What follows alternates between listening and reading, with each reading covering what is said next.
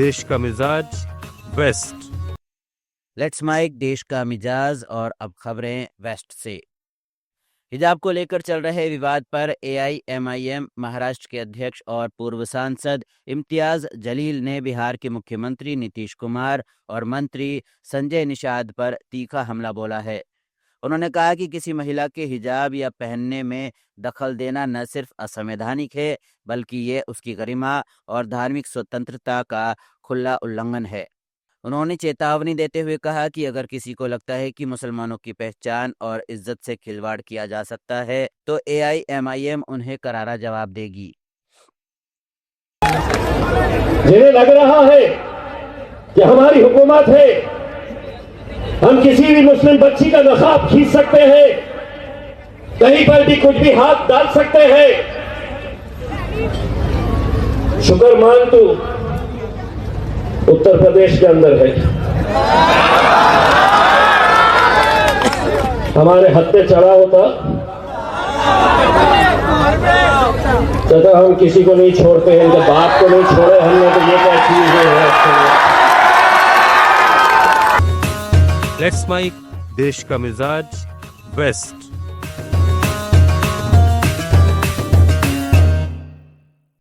Shiv Sena UBT सांसद प्रियंका चतुर्वेदी ने आज अजीत पवार पर आरोप लगाया है कि उनकी पार्टी के 2 मंत्रियों को भ्रष्टाचार के चलते इस्तीफा देना पड़ा है और उनके बेटे पर भी गंभीर आरोप लगे हैं। प्रियंका चतुर्वेदी ने कहा कि अजीत पवार पर खुद देवेंद्र फडणवीस और प्रधानमंत्री मोदी आरोप लगाते थे। उन्होंने कहा कि भाजपा से अजीत पवार की पार्टी का मिलन महा झूठा गठबंधन है। देखिए, अजीत पवार जी की पार्टी है जिसमें 2 मंत्री, कैबिनेट मंत्रियों को इस्तीफा देना पड़ा है भ्रष्टाचार के चलते, लूट के चलते, चोरी चकारी के चलते। उनके सुपुत्रों पे भी किस तरीके के आरोप लगे हम सब जानते हैं। अजीत पवार जी के खुद के ऊपर खुद देवेंद्र फडणवीस जी ने चक्की पीसिंग की बात कही थी और प्रधानमंत्री नरेंद्र मोदी जी ने आकर कहा था 70,000 करोड़ के घोटाले करने वाले इंसान है वो। तो उस पार्टी से और इस पार्टी का जो मिलन हुआ है, ये महायुति नहीं है, ये महाझूठी गठबंधन है, जो ऑपर्चुनिस्टिक गठबंधन है। गुजरात में मतदाता सूची के विशेष गहन पुनरीक्षण का कार्य लगभग पूरा हो गया है। 27 अक्टूबर से शुरू हुए राज्यव्यापी अभियान के तहत राज्य की सभी 33 जिलों और 182 विधानसभाओं में सत्यापन कार्य 100% पूरा हो चुका है। गुजरात के मुख्य निर्वाचन अधिकारी ने बताया कि ड्राफ्ट मतदाता सूची पर आपत्तियां दाखिल करने की अवधि 19 दिसंबर 2025 से 18 जनवरी 2026 रखी गई है। राजस्थान में प्याज की खेती करने वाले किसान इन दिनों गहरी निराशा में डूबे हुए हैं। उन्होंने बड़ी उम्मीदों के साथ फसल बोई थी, लेकिन बाजार में गिरते दामों ने सब कुछ बर्बाद कर दिया। लागत निकालना तो दूर, किसानों को अपनी मेहनत का सही मूल्य भी नहीं मिल पा रहा है। देश भर में प्याज की बम्पर पैदावार के चलते दामों में भारी गिरावट आई है, जिससे राज्य की मंडियों में हाहाकार मचा हुआ है। पिछले साल जहां प्याज 30 रुपये प्रति किलो तक बिका था, वहीं इस बार भाव 50 पैसे से लेकर 10 रुपये किलो तक ही पहुंच पा रहे हैं। किसानों का कहना है कि खेत तैयार करने से लेकर फसल काटने तक की सारी मेहनत व्यर्थ हो गई।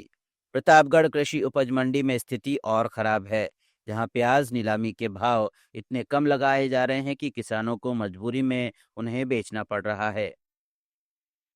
बॉम्बे हाईकोर्ट को गुरुवार को ईमेल के जरिए बम से उड़ाने की धमकी मिली। इस ईमेल में शहर की कई अदालतों में विस्फोट करने की चेतावनी दी गई थी। सूत्रों के अनुसार अलर्ट मिलते ही हाईकोर्ट परिसर सहित अंधेरी, बांद्रा और फोर्ट क्षेत्र के एक्सप्लेंडेड कोर्ट कॉम्प्लेक्स को तुरंत खाली कराया गया। बम निरोधक दस्ते और डॉग स्क्वाड द्वारा गहन तलाशी अभियान चलाया गया। बाद में पुलिस कमिश्नर ने कहा कि सभी स्थानों की जांच पूरी कर ली गई है और परिसर सुरक्षित घोषित कर दिए गए हैं। कोई संदिग्ध वस्तु नहीं मिली, जिसे प्रारंभिक रूप में इसे फर्जी धमकी माना जा रहा है। तो ये थी खबरें वेस्ट से। जुड़े रहिए लेट्स माइक के साथ। नमस्कार। आप सुन रहे थे let's make more than radio. Follow कीजिए हमें हमारे सोशल मीडिया प्लेटफॉर्म्स पर। It's time for news. It's time for more than radio. Presenting the first radio news app, Let's Mic. Let's Mic, a news-based app on your phone where you get to watch and listen news, talk shows, interviews, radio show, podcasts.